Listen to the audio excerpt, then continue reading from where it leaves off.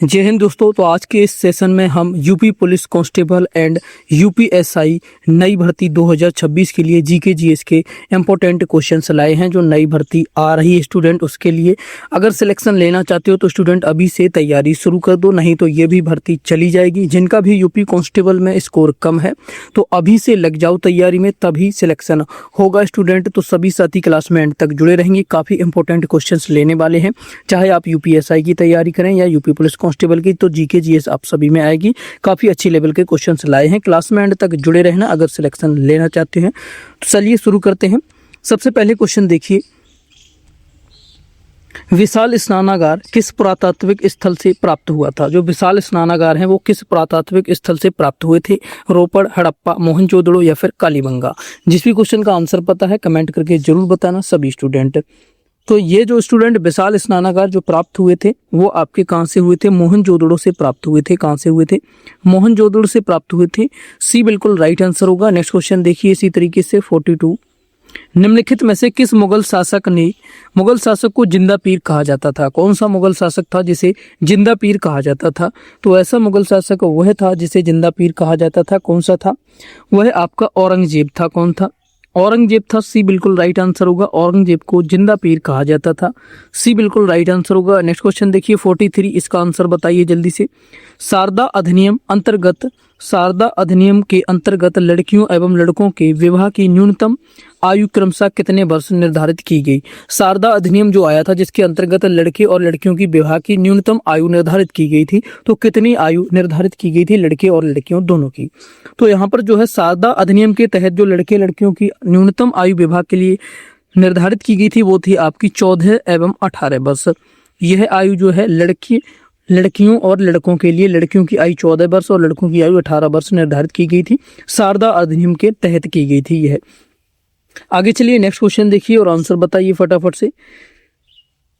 निकट दृष्टि दोष से पीड़ित व्यक्ति के लिए कौन सा लेंस उपयुक्त है? निकट दृष्टि दोष से पीड़ित व्यक्ति के लिए कौन सा लेंस उपयुक्त है, जिसे मायोपिया भी कहते हैं इस रोग को?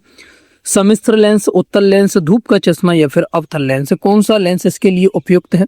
तो इसके लिए जो उपयुक्त लेंस है स्टूडेंट बताएंगे फटाफट से। आपको अगर आंसर पता है तो उसके लिए अवतल लेंस जो है बिल्कुल उपयुक्त होता है। डी बिल्कुल राइट आंसर होगा। कौन सा? अवतल लेंस इसके लिए उपयुक्त होता है। आगे चलने से पहले एक रिक्वेस्ट है, जो भी साथी चैनल से नए जुड़े हैं चैनल को सब्सक्राइब करके बेल आइकन को ऑन कर लें, ताकि आने वाली सभी इंपॉर्टेंट क्लास की जानकारी सबसे पहले आपको मिलती रहे। और वीडियो को लाइक शेयर करेंगे सभी दोस्त, और शेयर भी करेंगे, थम्स अप का बटन दबाकर लाइक कर देंगे, जिससे कि हमें भी थोड़ा सा मोटिवेशन मिलता है और हम आपके लिए अच्छी से अच्छी क्लास तैयार कर सकते हैं, जिससे कोई भी पैसा हमें नहीं मिलता है। तो सभी साथी लाइक करेंगे और बिल्कुल फ्री है यूट्यूब पर स्टूडेंट। और क्लास को बिल्कुल स्किप मत करना स्टूडेंट, स्किप करेंगे अभी तक आपने मन से तैयारी नहीं की है तभी आपका सिलेक्शन नहीं हो पा रहा है। तो इस बार दम लगाकर तैयारी कीजिए जिससे कि आपका सिलेक्शन हो जाए। नेक्स्ट क्वेश्चन देखिए और आंसर बताइए 45 का जल्दी से। निम्न में से कौन सा रसायन सामान्यतः बेकिंग सोडा के नाम से जाना जाता है? कौन सा रसायन है जो बेकिंग सोडा के नाम से जाना जाता है? ऐसा रसायन कौन सा है? नाइट्रोजन, सल्फर, कैल्शियम फास्फेट या फिर सोडियम बाइकार्बोनेट है? तो कौन सा है इसका राइट आंसर जल्दी से बताएंगे। 45 का जो है राइट आंसर जल्दी से देखेंगे। सोडियम बाइकार्बोनेट को बेकिंग सोडा कहा जाता है। किसे कहा जाता है? सोडियम बाइकार्बोनेट को कहा जाता है। डी बिल्कुल सही जवाब होगा। अगला क्वेश्चन देखिए, हल्दी के पौधे खाने लायक हिस्सा कौन सा होता है? हल्दी के पौधे का खाने लायक हिस्सा कौन सा होता है जिसे खा सकते हैं? जड़, प्रकंद, फल या फिर पुष्प? तो हल्दी के पौधे का जो खाने लायक हिस्सा है जिसे हम खाते हैं उसे प्रकंद कहते हैं। क्या कहा जाता है? प्रकंद। बी राइट आंसर होगा। उसे क्या कहा जाता है? प्रकंद कहा जाता है। नेक्स्ट देखिए, दक्षिण भारत की सबसे ऊंची चोटी कौन सी है? प्रायद्वीपीय भारत की सबसे ऊंची चोटी कौन सी है? अनाईमुडी, दोडा बेटा या फिर अमरकंटक या फिर महेंद्रगिरी? तो सबसे ऊंची चोटी है जो दक्षिण भारत की सबसे ऊंची चोटी है वो आपकी अनाईमुडी है। कौन सी है? अनाईमुडी जो है दक्षिण भारत की सबसे ऊंची चोटी है। ए बिल्कुल यहाँ पर सही जवाब होगा। अगला क्वेश्चन देखिए, सूची 1 को सूची 2 से सुमेलित कीजिए तथा सूचियों के बीच दिए गए कूट से सही उत्तर का चयन कीजिए। यहाँ पर सही मिलान करना है सूची का। नाकरेक असम, मानस केरल, सिमिलीपाल मेघालय और अगस्त्यामलाई उड़ीसा। तो यहाँ पर इनको मिलान करना है। तो मिलान करके बताएंगे सभी स्टूडेंट क्या बिल्कुल सही जवाब होगा। तो मिलान करेंगे जल्दी से जल्दी। मिलान करेंगे फटाफट से, तो यहाँ पर जो है नार रेक है, ये आपका कहाँ पर है, ये आपका है नाक रेक जो है मेघालय में है। और यहाँ पर जो आपका मानस है, मानस जो है स्टूडेंट आपका असम में है, कहाँ पर है, असम में होगा। और वहीं पर स्टूडेंट मानस जो है असम में होगा। और सिमिली पॉल ये आपका कहाँ पर है, तो ये आपका है ओडिशा में है, कहाँ पर है, ओडिशा में है। और आपका अगस्त्यमलाई ये आपका केरल में हो जाएगा। तो इस तरह से आप मिलान करेंगे, इसका जो सही जवाब बनेगा स्टूडेंट वो आपका यहाँ पर कहाँ पर मिल रहा है, ये आपका सी में मिलेगा, राइट आंसर हो जाएगा बिल्कुल सी, बिल्कुल यहाँ पर सही जवाब होगा, सी राइट आंसर होगा। आगे चलिए 49 देखिए, फ्रांस और स्पेन के बीच प्राकृतिक सीमा बनाने वाला पर्वत तंत्र कौन सा है। फ्रांस और स्पेन के बीच प्राकृतिक सीमा बनाने वाला, प्राकृतिक सीमा यानी कि प्रकृति की ओर से जिसे किसी इंसान ने नहीं बनाया है वाला पर्वत तंत्र कौन सा है, ऐसा पर्वत तंत्र कौन सा है जिसने प्रकृति की सीमा बना दी है स्पेन और फ्रांस के बीच में। तो ऐसा स्टूडेंट जो है पर्वत है जिसे क्या कहा जाता है, प्रेनीज कहते हैं। क्या कहते हैं, पर्वत तंत्र कौन सा है, प्रेनीज पर्वत तंत्र है। डी यहाँ पर बिल्कुल सही जवाब होगा, डी राइट आंसर होगा। नेक्स्ट क्वेश्चन की ओर चलिए इसी तरीके से, आगरा एवं अवध का संयुक्त प्रांत नाम औपचारिक रूप से किस वर्ष अपनाया गया था। आगरा एवं अवध का संयुक्त प्रांत नाम जो है औपचारिक रूप से किस वर्ष अपनाया गया था। आगरा एवं अवध का संयुक्त प्रांत नाम जो है किस वर्ष अपनाया गया था, तो यह जो अपनाया गया था याद रखेंगे ये आपका 1902 में अपनाया गया था। कब, 1902 में इसे अपनाया गया था। यहाँ पर बी बिल्कुल सही जवाब होगा। दुधवा राष्ट्रीय उद्यान किस जनपद में स्थित है, इंपोर्टेंट क्वेश्चन है, एग्जाम में बार बार रिपीट होता है। दुधवा राष्ट्रीय उद्यान कहाँ पर स्थित है, जल्दी बताएंगे, ललितपुर, पीलीभीत, लखीमपुर खीरी या फिर सोनभद्र। तो दुधवा जो है राष्ट्रीय उद्यान है जनपद, ये आपका लखीमपुर खीरी में स्थित है। कहाँ पर है, लखीमपुर खीरी में स्थित होगा, सी बिल्कुल राइट आंसर होगा। नेक्स्ट क्वेश्चन देखिए, भारत में चुनाव के संदर्भ में वीवीपैट का पूर्ण रूप क्या है, वीवीपीएटी का पूर्ण रूप क्या है चुनाव के संदर्भ में, जल्दी से बताएंगे भारत में इसका पूर्ण रूप क्या है। तो भारत में इसका पूर्ण रूप जो है स्टूडेंट वो आपका क्या होता है, voter verifiable paper audit trail. क्या होता है, voter verifiable paper audit trail इसे कहते हैं। ए बिल्कुल राइट आंसर होगा, ट्रायल इसे कहा जाता है, ए बिल्कुल सही जवाब होगा। अगला क्वेश्चन देखिए इसी तरीके से, अंतर्राष्ट्रीय महिला दिवस कब मनाया जाता है, जल्दी से बताएंगे। अंतर्राष्ट्रीय महिला दिवस 27 मई, 9 जनवरी, 7 अप्रैल या फिर 8 मार्च को। तो अंतर्राष्ट्रीय महिला दिवस जो है मनाया जाता है वो आपका कब मनाया जाता है, 8 मार्च, आपको याद रखना है 8 मार्च को अंतर्राष्ट्रीय महिला दिवस मनाया जाता है। डी बिल्कुल सही जवाब होगा। नेक्स्ट क्वेश्चन देखिए इसी तरीके से 54, स्पीड पोस्ट सेवा की शुरुआत कब हुई थी। स्पीड पोस्ट जो सेवा है, डाक सेवा है, इसकी शुरुआत कब हुई थी, तो इसकी शुरुआत जल्दी से बताएंगे, किस किस को इसका आंसर पता है। तो इसकी शुरुआत जो हुई थी स्टूडेंट वो आपकी 1986 में हुई थी। कब हुई थी, 1986 में स्पीड पोस्ट सेवा की शुरुआत हुई थी। कब, 1986 1986 में स्पीड पोस्ट सेवा की शुरुआत हुई थी। अगला क्वेश्चन देखिए, CD रोम का पूर्ण रूप क्या है। CD रोम का पूर्ण रूप जल्दी से बताएंगे क्या होता है। तो CD रोम का पूर्ण रूप जो है क्या होगा, CD रोम का पूर्ण रूप जो होता है compact disc read only memory. क्या होता है, compact disc read only memory जो है CD रोम का पूर्ण रूप होता है। बी राइट आंसर होगा, यहाँ पर बी बिल्कुल सही जवाब होगा। एक बार फिर से रिक्वेस्ट है, जिन भी स्टूडेंटों ने अभी तक वीडियो को लाइक नहीं किया तो सभी साथी लाइक करेंगे और शेयर करेंगे अपने दोस्तों के साथ। नेक्स्ट क्वेश्चन देखिए स्टूडेंट 56, अक्टूबर 2005 में उद्घाटित नामचिक नामफुक कोयला खदान अरुणाचल प्रदेश से जुड़े निम्नलिखित कथनों में से कौन सा सही नहीं है। इनमें से कौन सा कथन जो है गलत है, सही नहीं है, जल्दी से बताएंगे कौन सा कथन सही नहीं है। तो इसमें से जो कथन है स्टूडेंट, इस खदान में 5 करोड़ टन कोयले का भंडार उपलब्ध है, ये बिल्कुल गलत है और यही हमारा राइट आंसर होगा। सी बिल्कुल राइट आंसर होगा, हमसे गलत ही पूछा है। नेक्स्ट क्वेश्चन देखिए, 2 अक्टूबर 2025 को जीजी पारिक का निधन हो गया, वे क्या थे। जीजी पारिक का निधन हुआ कब हुआ, 2 अक्टूबर 2025 को हुआ, वह क्या थे। स्वतंत्रता सेनानी, इतिहासकार, साहित्यकार या फिर पर्यावरणवादी विद, क्या थे वो। तो वह जो थे स्टूडेंट वो क्या थे, वो आपके स्वतंत्रता सेनानी थे। कौन थे, स्वतंत्रता सेनानी थे, ए बिल्कुल सही जवाब होगा, स्वतंत्रता सेनानी थे। कौन थे, जीजी पारिक थे। इनका निधन कब हुआ, 2 अक्टूबर 2025 को इनका निधन हुआ, याद रखेंगे। आगे देखिए, भारत में प्रथम कृषि विश्वविद्यालय की स्थापना हुई थी, कब हुई थी, जल्द कहाँ पर हुई थी? भारत में प्रथम कृषि विश्वविद्यालय की स्थापना जो है कहाँ हुई थी? पत्तन नगर में, लुधियाना में, जबलपुर में या फिर कानपुर में? तो भारत में स्टूडेंट जो कृषि विश्वविद्यालय की स्थापना हुई थी वो आपकी कहाँ पर हुई थी? पंतनगर में हुई थी, पंतनगर में हुई थी। ये बिल्कुल सही जवाब होगा, पंतनगर में इसकी स्थापना हुई थी। नेक्स्ट देखिए, अयोध्या के श्री राम मंदिर के मुख्य वास्तुकार कौन है? जिन्होंने राम मंदिर, जो श्री राम मंदिर है अयोध्या का, वहाँ पर जो वास्तुकार हैं, जिसने उसका बनाया था नक्शा, वो कौन है? शशि प्रभु, चंद्रकांता सोमपुरा या फिर राम सुतार चित्रा विश्वनाथ है? कौन है स्टूडेंट? तो यह जो है आपके चंद्रकांता सोमपुरा हैं। कौन है? वास्तुकार कौन थे? चंद्रकांत सोमपुरा थे। अभी स्टूडेंट आपको पता होगा राम मंदिर में चोरी हुई है, काफी मोटी रकम चोरी हो गई है, जिसका अभी जांच चल रहा है। तो इसका जो नक्शा है वो आपका चंद्रकांत सोमपुरा ने बनाया था, वास्तुकार थे ये, याद रखेंगे।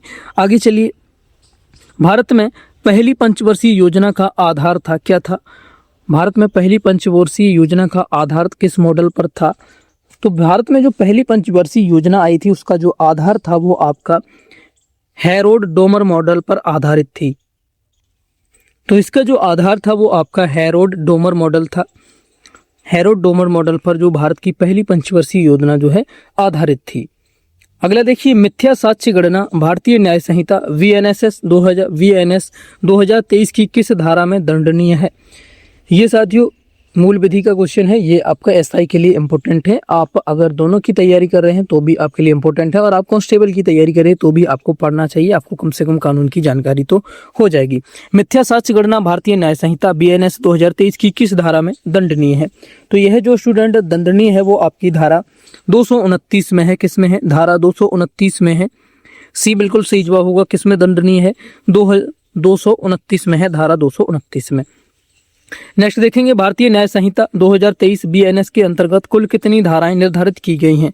भारतीय न्याय संहिता 2023 में जो है पहले IPC CRPC थी, जिसे 2023 में चेंज करके BNSS कर दिया गया है। 2023 के अंतर्गत कुल कितनी धाराएं निर्धारित की गई हैं? तो इसमें जो 2023 के अनुसार जो है धाराएं निर्धारित की गई हैं वो आपकी कितनी की गई हैं? यहाँ पर स्टूडेंट जो धाराएं निर्धारित की गई हैं वो 358 धाराएं निर्धारित की गई हैं। 358 जो धाराएं हैं यहाँ पर निर्धारित की गई हैं, 358 धाराएं निर्धारित की गई हैं। अगला क्वेश्चन देखेंगे, इसी तरीके से आंसर बताएंगे सभी साथी। भारतीय न्याय संहिता 2023 BNS में संगठित अपराध पर विशेष प्रावधान किस धारा में है? संगठित अपराध पर ऑर्गेनाइज्ड क्राइम, यानी कि पहले से उसको प्लान्ड किया गया हो, विशेष प्रावधान कौन सी धारा में है? तो विशेष प्रावधान जो है इसका धारा 111 में है। किस में है? धारा 111 में है। बी बिल्कुल राइट आंसर है, इसका विशेष प्रावधान धारा 111 में है। नेक्स्ट क्वेश्चन देखिए, इसी तरीके से भारतीय नागरिक सुरक्षा संहिता BNSS 2023 के अनुसार गिरफ्तारी वारंट कितनी अवधि तक प्रभावी रहता है? भारतीय नागरिक सुरक्षा संहिता, जिसे BNSS पहले CRPC था, 2023 के अनुसार गिरफ्तारी वारंट, जो किसी को गिरफ्तार करने के लिए वारंट जारी किया जाता है, कितनी अवधि तक प्रभावी रहता है, यानी कितनी अवधि तक वह वैलिड रहता है? 30 दिन, 90 दिन, जब तक उसे जारी करने वाला न्यायालय द्वारा रद्द नहीं कर दिया जाता है तब तक निष्पादित नहीं कर दिया जाता, या फिर 24 घंटे। तो इसका जो स्टूडेंट प्रभावी रहता है वारंट, जो गिरफ्तारी वारंट है जो प्रभावी रहता है, ये आपका जब तक उसे जारी करने वाला न्यायालय द्वारा रद्द नहीं कर दिया जाता या निष्पादित नहीं कर दिया जाता है तब तक उसकी वैलिडिटी रहती है, वैलिड रहता है, तब तक आपको गिरफ्तार किया जा सकता है। आप कितना भी बचेंगे तब भी आपको पुलिस ढूंढ लेगी। सी यहाँ पर बिल्कुल राइट आंसर होगा। अगला क्वेश्चन देखिए इसी तरीके से, भारतीय नागरिक सुरक्षा संहिता 2023 BNSS की धारा 168 किस विषय से संबंधित है? BNSS की धारा 168 किस विषय से संबंधित है? जल्दी से बताएंगे फटाफट से, अगर आंसर पता है सभी साथी। तो BNSS की धारा 168 जो संबंधित है पुलिस द्वारा संज्ञेय अपराधों का निवारण करना, इससे संबंधित है। सी यहाँ पर राइट आंसर होगा, बिल्कुल सी बिल्कुल सही जवाब होगा, पुलिस द्वारा संज्ञेय अपराधों का निवारण करना। आगे देखिए 66 बताइए आंसर। राष्ट्रीय बाल अधिकार संरक्षण आयोग NCPCR की संरचना में कुल कितने सदस्य होते हैं? बाल अधिकार संरक्षण आयोग की संरचना में कुल कितने सदस्य होते हैं? तो उसमें सदस्यों की जो संख्या होती है, कुल कितने सदस्य होते हैं? इसमें जो कुल सदस्य होते हैं वो आपके एक अध्यक्ष होता है प्लस 6 सदस्य होते हैं, तो यहाँ पर कुल मिलाकर 7 हो गए हैं। एक अध्यक्ष होता है और 6 सदस्य होते हैं।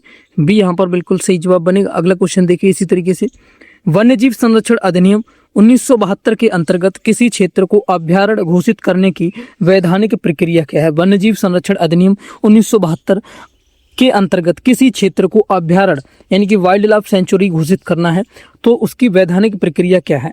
तो उसकी वैधानिक प्रक्रिया जो होती है, अगर पता है तो बताएं सभी स्टूडेंट किसको पता है। तो इसकी वैधानिक प्रक्रिया जो होती है वो होती है राज्य सरकार राजपत्र में अधिसूचना जारी करता है, ये इसकी वैधानिक प्रक्रिया होती है। किसी वन्यजीव संरक्षण अधिनियम 1972 के तहत किसी भी अभ्यारण्य को अगर किसी को अधिनियम के अंतर्गत किसी क्षेत्र को अगर अभ्यारण्य घोषित करना है, वाइल्ड लाइफ सेंचुरी अगर घोषित करना है तो राज्य सरकार राज्यपत्र में अधिसूचना जारी करती है। बी बिल्कुल यहाँ पर राइट आंसर होगा। अगला क्वेश्चन देखिए, राष्ट्रीय मानवाधिकार आयोग या राज्य मानवाधिकार आयोग के सदस्यों को उनके पद से कौन हटा सकता है? राष्ट्रीय मानवाधिकार आयोग के और राज्य मानवाधिकार आयोग के सदस्यों को उनके पद से कौन हटा सकता है? प्रधानमंत्री, राष्ट्रपति, राज्य सरकार या फिर डी उच्चतम न्यायालय के मुख्य न्यायाधीश। तो यहाँ पर स्टूडेंट जो है डी बिल्कुल राइट आंसर होगा। उच्चतम न्यायालय के मुख्य न्यायाधीश जो हैं इनको हटा सकते हैं पद से। किसको हटा सकते हैं? मानवाधिकार आयोग और राज्य मानवाधिकार आयोग के सदस्यों को पद से हटा सकते हैं। कौन? उच्चतम न्यायालय के मुख्य न्यायाधीश। तो डी यहाँ पर बिल्कुल सही जवाब होगा। अगला क्वेश्चन देखिए इसी तरीके से, राष्ट्रपति शासन अनुच्छेद 356 के दुरुपयोग पर अंकुश लगाते हुए संघवाद और धर्मनिरपेक्षता को मूल संरचना का भाग किस निर्णय में माना गया है? कौन से निर्णय में इसे मूल संरचना का भाग माना गया है? तो इसे जो मूल संरचना का भाग माना गया है वो आपका SR मुंबई बनाम भारत संघ 1994 में माना गया है। डी यहाँ पर राइट आंसर होगा। डी बिल्कुल सही जवाब होगा। अगला क्वेश्चन देखिए इसी तरीके से, कृषि आय के बारे में सही कथन चुनिए। कृषि आय के बारे में सही कथन क्या होगा? कृषि आय के बारे में सही कथन जल्दी से चुनेंगे। कृषि आय जो आयकर अधिनियम 1961 में परिभाषित है, धारा 10 के तहत कर से मुक्त है। तो सी यहाँ पर बिल्कुल राइट आंसर होगा। अगला क्वेश्चन देखिए इसी तरीके से बताएंगे, शराब के प्रभाव में वाहन चलाने से संबंधित अपराध के संदर्भ में सही कथन चुनिए। शराब के प्रभाव में वाहन चलाने से संबंधित अपराध के संदर्भ में अगर कोई व्यक्ति शराब पीकर वाहन चलाता है तो उसके संवाद में जो है सही कथन क्या होगा? तो उसके संवाद में जल्दी से बताएंगे, रक्त में एल्कोहल 30 मिलीग्राम से 100 ml से अधिक पाए जाने पर अपराध बनता है। कितना? 30 मिलीग्राम से 100 ml तक पाए जाने पर अपराध बनता है। सी बिल्कुल सही जवाब होगा। अगला क्वेश्चन देखिए, दाखिल खारिज के आवेदन पर प्रथम स्तर पर आदेश पारित करने वाला राजस्व अधिकारी सामान्यतः कौन होता है? दाखिल खारिज के आवेदन पत्र पर प्रथम हस्ताक्षर आदेश पारित करने वाला राजस्व अधिकारी कौन होता है? तहसीलदार, जिलाधिकारी, आयुक्त या फिर मुख्य सचिव। तो यह अधिकारी कौन होता है? तो ये अधिकारी जो होता है तहसीलदार होता है। कौन होता है? तहसीलदार होता है। ए बिल्कुल यहाँ पर सही जवाब होगा। अगला क्वेश्चन देखिए, उद्देशिका भारत को किन शब्दों से परिभाषित करती है और इनमें समाजवादी, धर्म, पंथ निरपेक्षता तथा अखंडता शब्द किस संविधान संशोधन द्वारा जोड़े गए हैं? ये तीनों शब्द जो हैं कौन से संविधान संशोधन के द्वारा इसमें जोड़े गए हैं? तो ये तीनों शब्द जो हैं स्टूडेंट वो आपके 42वां संविधान संशोधन 1976 में जो हुआ था उसके द्वारा इन तीनों शब्दों को जोड़ा गया है। बी बिल्कुल सही जवाब होगा। अगला देखिए, वाक एवं अभिव्यक्ति की स्वतंत्रता भारतीय संविधान के किस अनुच्छेद के अंतर्गत आती है? वाक एवं अभिव्यक्ति की स्वतंत्रता जो है भारतीय संविधान के किस अनुच्छेद के अंतर्गत आती है? तो यह जो आती है आर्टिकल 19 यानी कि अनुच्छेद 19A 1A के अंतर्गत आती है। ए बिल्कुल यहाँ पर राइट आंसर होगा। अगला देखिए, प्रकृति पर्यावरण जैसे वन, झील, नदी और वन्यजीव का संरक्षण व संवर्धन करना और प्राण मात्र के प्रति दया रखना संविधान के किस अनुच्छेद में है? तो यह संविधान के कौन से अनुच्छेद में है? तो यह है संविधान के अनुच्छेद 51A जी में है। किस में है? 51A जी में है। ए बिल्कुल सही जवाब होगा। अगला देखिए, भारत के संविधान के अनुसार सुप्रीम कोर्ट की स्थापना संरचना का प्रावधान कहाँ है? भारत के संविधान के अनुसार सुप्रीम कोर्ट की स्थापना व संरचना का प्रावधान कहाँ पर है? कौन से अनुच्छेद में दिया गया है? तो इसका प्रावधान जो दिया गया है वो आपका आर्टिकल 124 अनुच्छेद 124 में दिया गया है। ए बिल्कुल यहाँ पर राइट आंसर होगा। अगला क्वेश्चन देखिए इसी तरीके से, राष्ट्रपति द्वारा विधि या तथ्य के प्रश्नों पर सलाह मांगने की शक्ति और उस पर सुप्रीम कोर्ट की परामर्शी अधिकारिकता कहाँ निहित है, परामर्शी अधिकारिकता जो है वो कहाँ पर नियुक्त है। तो ये स्टूडेंट जो निहित है वो आपकी अनुच्छेद कितने में है, आर्टिकल 143 में है, अनुच्छेद 143 में निहित है। अगला क्वेश्चन देखिए, उच्च न्यायालय अभिलेख न्यायालय है और अपने अवमानना के लिए दंडित कर सकता है, यह संविधान के किस अनुच्छेद में निहित है। यह जो कथन है संविधान के कौन से अनुच्छेद में निहित है, तो ये अनुच्छेद 215 में निहित है। किसमें है, आर्टिकल 215 में है। ए बिल्कुल यहाँ पर राइट आंसर होगा। अगला क्वेश्चन देखिए, लोकसभा के सदस्य के रूप में चुने जाने के लिए न्यूनतम आयु कितनी होना आवश्यक है। लोकसभा के सदस्य के रूप में चुने जाने के लिए न्यूनतम आयु कितनी होना आवश्यक है, तो न्यूनतम आयु यहाँ पर 25 वर्ष होना आवश्यक है। कितनी होनी चाहिए, न्यूनतम आयु 25 वर्ष होना आवश्यक है। अगला क्वेश्चन देखिए, आंसर बताइए इसी तरीके से। संविधान का अनुच्छेद 324 मुख्यतः किस विषय से संबंधित है। इस क्वेश्चन का आंसर आप लोग कमेंट में बताएंगे। एचडब्ल्यू का ये क्वेश्चन आपको दिया जा रहा है, इसका आंसर आप लोग कमेंट करके बताएंगे साथ ही, और अपना आज का स्कोर बताएंगे कमेंट करके कितने आपने क्वेश्चन इसमें सही कर पाए। यहाँ पर हमने 40 क्वेश्चन रखे हैं, इसमें से आपका स्कोर क्या आया है, कितने क्वेश्चन इसमें सही कर पाए हैं, कमेंट करके जरूर बताएं स्टूडेंट। और कोई बुक बाई करना चाहते हैं जीके जीएस की, तो कुछ बुक्स का लिंक आपको सजेशन में मिल जाएगा, वहां से बाई कर सकते हैं। और इसका बिल्कुल फ्री पीडीएफ चाहते हैं तो हमारे टेलीग्राम चैनल को ज्वाइन कर लें, लिंक वीडियो के डिस्क्रिप्शन में मिल जाएगा वहां से। और वहां पर आपको स्टूडेंट हमारे फेसबुक इंस्टा पेज का भी लिंक मिलेगा, वहां पर हमें फॉलो जरूर करें। बिल्कुल फ्री पीडीएफ इसका टेलीग्राम चैनल पर मिल जाएगा। स्टूडेंट अभी से तैयारी में लगे रहे जबरदस्त तरीके से, तभी आपका सिलेक्शन होगा। मिलते हैं अगले सेशन में, तब तक थैंक यू, जय हिंद। और स्टूडेंट हिंदी की भी हम जबरदस्त तैयारी करा रहे हैं, जिसकी हमने प्लेलिस्ट बना दी है, काफी इंपॉर्टेंट क्लासेज करा दी है। अगर आपने उसको नहीं देखा जाकर जरूर देखें। और साथ ही हमारा दूसरा चैनल फ्यूचर एग्जाम्स, इसका लिंक इसी चैनल के साथ जुड़ा मिलेगा, उसको भी जरूर जाकर सब्सक्राइब करें। वहां पर भी हम जीके जीएस की डिटेल में तैयारी करा रहे हैं स्टूडेंट। यहाँ पर हम मिक्स प्रैक्टिस सेट करा रहे हैं जीके जीएस का, जो कि हम डेली चलाने वाले हैं। तो सभी साथी चैनल को सब्सक्राइब कर लें, बेल आइकन को ऑन कर लें और वीडियो को लाइक शेयर करें ज़्यादा से ज़्यादा। थैंक यू, जय हिंद।